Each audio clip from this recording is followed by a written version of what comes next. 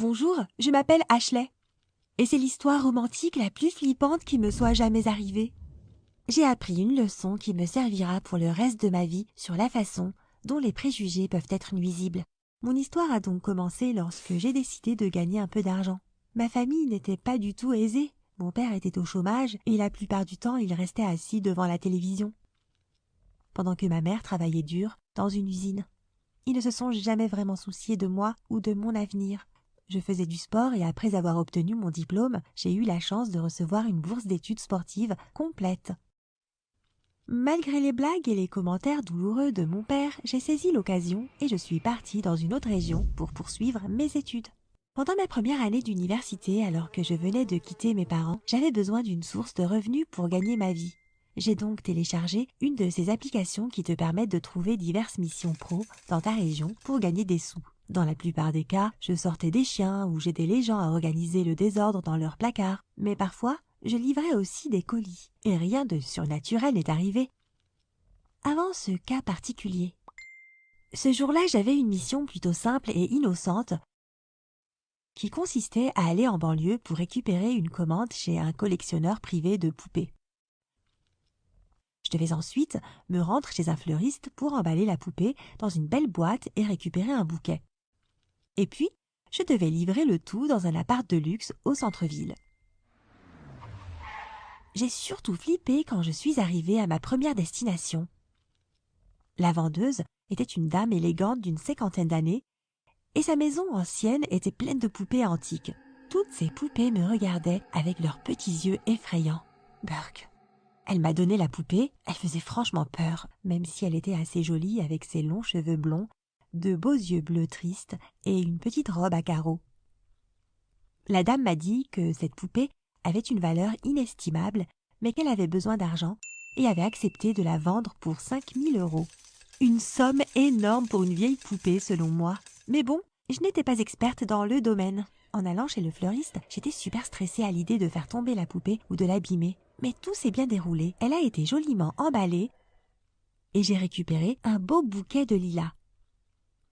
Quand je suis arrivée à la destination finale et que j'ai sonné, je ne m'attendais pas du tout à voir un beau jeune homme derrière la porte. Mais il était là, Marc, dans toute sa splendeur. Mon coup de foudre. Quand je l'ai vu, mon monde entier a basculé.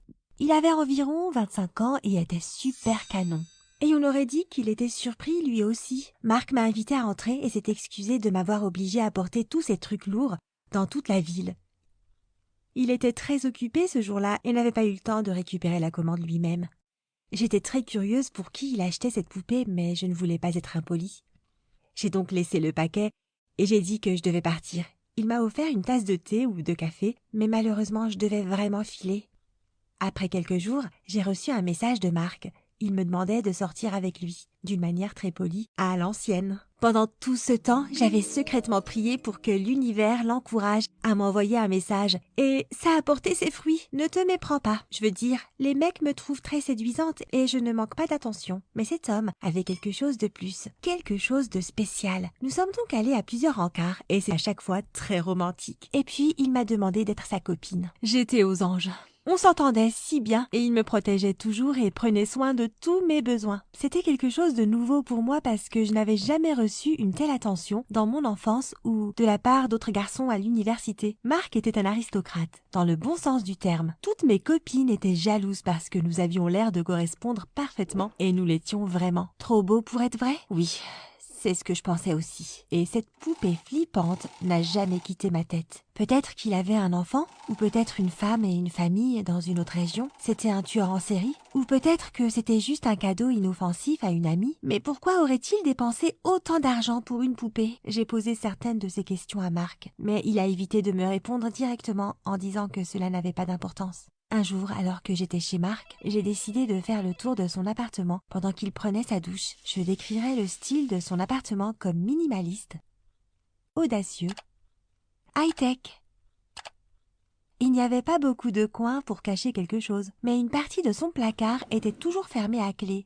j'ai vu une mystérieuse petite clé sur son porte-clés et j'ai testé. La clé fonctionnait et j'ai réussi à l'ouvrir assez rapidement. Ce que j'ai vu à l'intérieur m'a tout simplement choquée. 12 belles boîtes avec des poupées, y compris la poupée que j'avais apportée, et 12 bouquets séchés. Certaines des fleurs étaient très vieilles. Chaque poupée était blonde, avec des yeux bleus, tristes, et une robe à carreaux. Elles étaient attachées par un ruban avec le nom féminin brodé, Jessica. Chaque poupée tenait une petite enveloppe. J'ai sorti un mot qui disait « Repose en paix, je t'aime, Marc ». La note avait plus de texte de l'autre côté, mais j'ai soudain entendu des bruits provenant de la salle de bain. Marc avait coupé l'eau. J'ai eu des frissons et j'ai balayé toutes les traces de ma recherche aussi vite que possible. Je ne voulais pas attendre qu'il sorte de la douche. Je lui ai laissé un petit mot, disant que je m'étais soudainement sentie malade et que je rentrais chez moi. Peu de temps après, il m'a envoyé un SMS, me demandant si tout allait bien et si je voulais qu'il me retrouve. Mais je l'ai ignoré. Je ne savais pas quoi lui dire. Toutes mes illusions romantiques étaient bousillées. Les jours suivants, je n'ai pas répondu à ses messages ni à ses appels. J'avais super peur et j'ai raconté cette histoire dingue à mes copines. Elles étaient toutes d'accord avec moi sur le fait qu'il était fou et que je devais le larguer et faire attention à moi.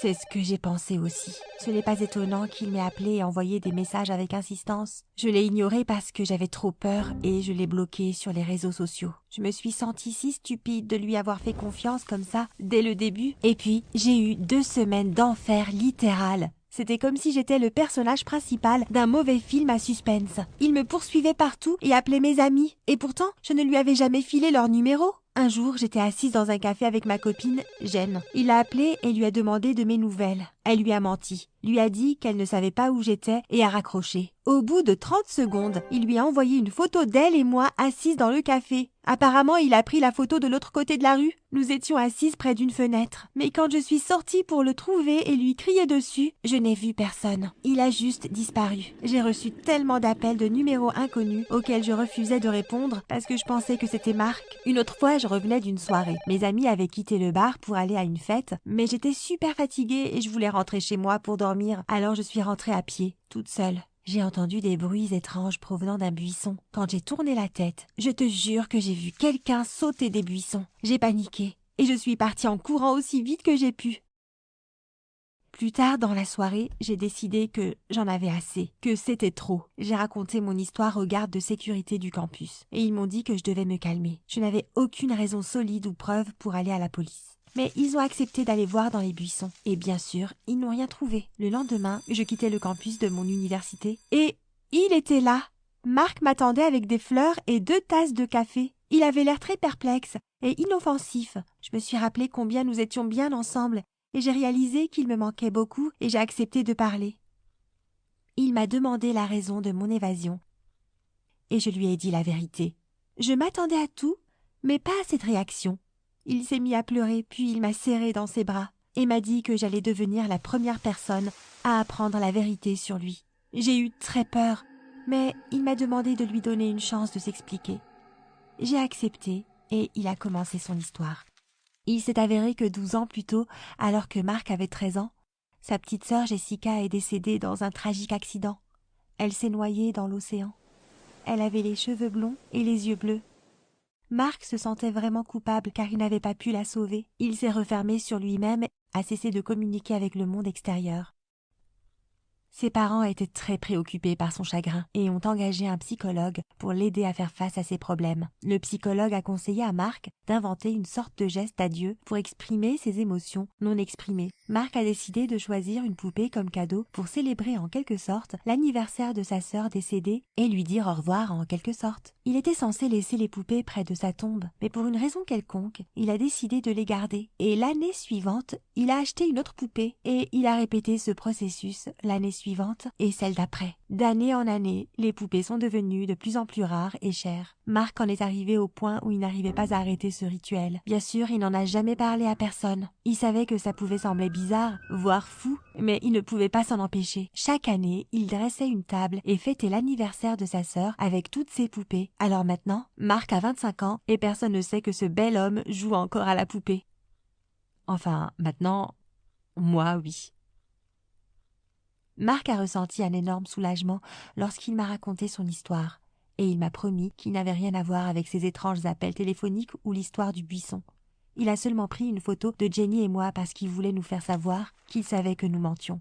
J'ai été très touchée par son histoire. J'ai réalisé que je l'aimais toujours, quoi qu'il arrive, et je me suis excusée pour mon comportement égoïste. Puis il m'a emmenée chez lui. Il m'a montré sa cachette et toutes les poupées. Mais cette fois-ci, je n'ai pas eu peur. J'étais triste et touchée. J'ai toujours ressenti cette part de tendresse et de sensibilité chez Marc. Et maintenant, je connais son origine. Je lui ai dit que je l'acceptais tel qu'il était et nous nous sommes serrés dans les bras. Et puis, il m'a parlé de chaque poupée. Chaque poupée avait une histoire et une origine unique. Et j'ai vraiment apprécié ces histoires, le fait qu'il se confie à moi. Ce passe-temps ne me semblait plus étrange ou effrayant. Marc était très heureux de m'avoir à nouveau dans sa vie. Je me fiche de ce que les gens pensent parce que je l'aime. Aujourd'hui, Marc va voir un thérapeute et essaye de régler ses problèmes du passé. Et j'ai commencé à passer mon temps libre à des ventes aux enchères de poupées anciennes. Quelques semaines plus tard, nous avons déménagé ensemble. Alors surtout, n'oublie pas, parfois il faut juste faire un peu plus confiance à son cœur et voir ce que l'avenir nous réserve. Si tu as aimé cette vidéo, clique sur j'aime et abonne-toi à la chaîne. J'ai hâte de lire tes commentaires.